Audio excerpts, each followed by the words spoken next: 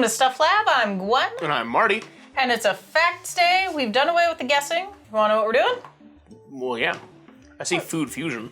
You do. We're doing French fries, Ooh. as suggested by Chris Brown. Yeah. So thank you for your suggestion. Location, Marty. There's 2 countries that argue about where this comes from. I think, if I remember right, it's actually Belgium and not France. So you're correct on the countries. It is Belgium and France have a big old dispute on which one of them invented the fried potato. What a dispute. What a dispute. So there's that. Description. Oh, delicious. The standard for French fries in the United States is for fresh cut fries in the Idaho russet Burbank variety. So generally we don't have any skin on ours. So as you see here, there's no like skins on the end or along the sides. Yeah. And then long, thin bits of fries, what we are accustomed to. Okay. It's usually seasoned with a salt. I don't think a lot of fries come with pepper already seasoned on them. I think it's kind of like a personal thing. Yeah. Oh. Components. I'm gonna be so hungry after this video. Yep. Cut up tater. Okay. Hot. What? Oil? Yep. Hot oil or fat. Seasonings, whether it be, like salt. You might want to change color Pepper. while you're writing over that. You're writing in French fry color right now? Well, I'll do it off to the side. Salt, peppers, vinegar. Vinegar's popular. That's a little more like, well, from here it's more of a Canadian thing. It's more European. Okay. And then any kind of sauce. Do you have a favorite sauce for your fries? Ketchup. Just ketchup? Just ketchup. Ooh, actually, somebody will probably call it everything. I call it fancy sauce. It's when you mix ketchup and mustard. I think some people do ketchup and mayo as fancy sauce. I'm not sure. My dad always used to do ketchup, mustard, and mayonnaise, and that was really good. Okay. Yeah, I was always ketchup and mustard mixed together. Those are really good on Fritos, especially with a little bit of relish on there. What the? Quite good. Okay. Preparation. All right, so you cut them up. Okay?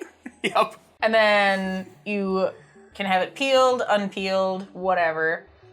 You have to either wipe off the starch. So you have to remove the starch. Is that minus a starch? Yeah. Okay. Spelled starch wrong. Good enough. So you wipe off the starch, or you soak the potato strips in cold water to remove the surface starch. That's what I've always heard of doing. Then you have to dry them really well.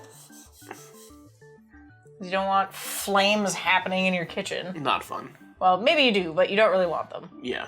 So you can fry them in 1 or 2 stages. If you fry in the 2 stage, which is the chef recommended way to do it, you get a crispier fry and a nice pillowy outside. So crispy outside, pillowy inside. Potatoes fresh from the ground tend to have too high of a water content. So you actually want to use potatoes that have been stored for a little while and like kind of dried out on their own. Old taters. You can deep fry. How else do you think you can do it? Bake? Do some monsters bake their fries? Some monsters do bake their fries. Oh. Pan fried. I mean, I guess I'd still consider that in the department of deep frying. Or vacuum fry. Vacuum fry? Yeah, it's usually Like air frying? That's usually done on low quality potatoes. Okay. Yeah. I didn't realize there were so many other ways. History, Latin America is the origin place of the potato. I didn't know that. Latin America? Yep, Latin America. The earliest records of fries, fried potato, comes from Latin America. Oh, fried potato. The origin place of potato as well. Huh. I guess so. One of the first documented is given by a Chilean man named Francisco Núñez de Pineda y Buscaña? Ah, yeah, him. Ah, yes, him. In his work, I'm going to spell it, Castiverio Feliz, in 1673, where he says that Mapuche women sent fried and stewed potatoes in a dinner while he stayed in the Fort Nativity during 1629. See, I never thought they were a Latin American thing. Like, I always thought they were a European thing. Because, like, the whole, like, Irish potato famine and all that kind of stuff, like... Yeah, I would not have picked Latin America. Yeah. So, like, did they bring potatoes over to Ireland from Latin America? And then they became a staple? Uncertain. There's many kinds of potatoes, so maybe they just had a different variety than what we're used to hearing about. I'm not sure. Okay. If I figure it out, I'll put an info bar. The first use of French fry potatoes occurred in print in English in 1856 with Cookery for Maids of All Work by E. Warren. This account referred to thin, shallow fried slices of potatoes, or French cut. It is not clear when or where the now familiar batons, so these would be French fried batons, that are deep fried were first prepared. Okay. So when they say, like, the history of French fries, it doesn't have to look like these do. It's a fried slice or baton of potato. Okay. So the French and Belgians have an ongoing dispute over where fries were invented. We already kind of covered that. Well, I mean, like, if the one guy Yeah. in 1673 was already writing about French fried potatoes, basically, if the other guys came up with it after that, wouldn't neither of them be the origin of French fried potatoes? French fried potatoes, I guess? Freedom fries? What do you want to call them? So French fries, depending on the cut, are a French style of fried potatoes, and it was shortened to French fries. So the other guy, Francisco, so that was just fried potatoes? Fried potatoes. Okay. And Well, France and Belgium are arguing over who came up with French fried potatoes. Yes. Okay. All right. Okay. To my understanding, that is correct. Okay. That was my question then. Okay. Yeah. So we're moving on to culture here. U.S. and Canada, what do you think they call their fries? French fries? Or I guess a variety of fries. So we have French, we have steak. Steak fries. So French fries, steak fries for thickly cut potatoes. So when we think of French fries or steak fries, we think of the ones that are kind of like this shaped. Yeah. Or like the really wide boys. I love those ones. Ruby Tuesdays got such I've good always ones. called these wedges. JoJo's. JoJo's. I always heard them called JoJo's. I don't know. I don't know who came up with the name, but... I've also heard them called JoJo's. JoJo potatoes. UK, Australia, South Africa, Ireland, So basically everybody who's not the US and Canada. and New Zealand. They have chips. You're writing in French fry color again. Chips for the thick cut, and fries or skinny fries for the thin cut. You forgot waffle. Wasn't on the list. Really? Curly fries neither? Those are later on. Oh, okay. Fries are a common side dish in Latin America. There's hardly a meal where you do not find some sort of a potato with it. Food fusions. So these are just some that I thought were interesting or some that I knew that they existed. Chili cheese fries. Curly fries. Curry chips. What we call fries. Chips in the UK and such. Covered in curry. That sounds really good. That one good. Dirty fries.